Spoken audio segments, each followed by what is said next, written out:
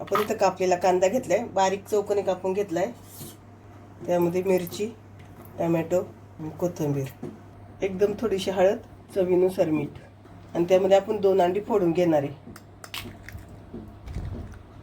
ते अंडी आपण चांगली मिक्स करून घेणार आहे. हे सगळं शिमला मिरची आणि खूप पाहिजे तर तुम्ही इथं घाला.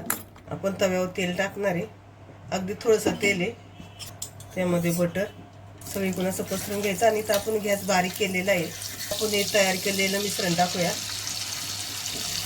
अगदी थोडंसं ठेवायचं आहे आपल्याला, बाकी सगळं ओतायचं आहे आणि पसरून घ्यायचं आपल्याला एकसारखं सगळीकडून. तुमची चपाती किती मोठी ना त्याप्रमाणे तुम्ही इथं पसरून घ्या. त्याला गॅस मिडियम करायचा आहे.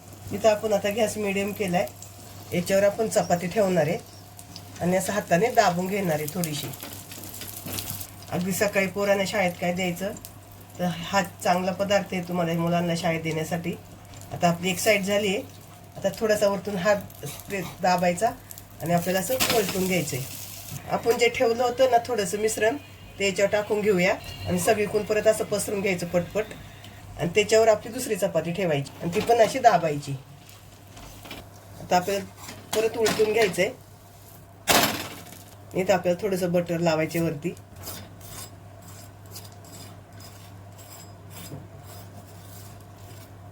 बटर एक साईड बटरली का दुसरी साईड परतून घ्यायची आणि दुसऱ्या साईडने पण बटर लावून घ्यायचंय.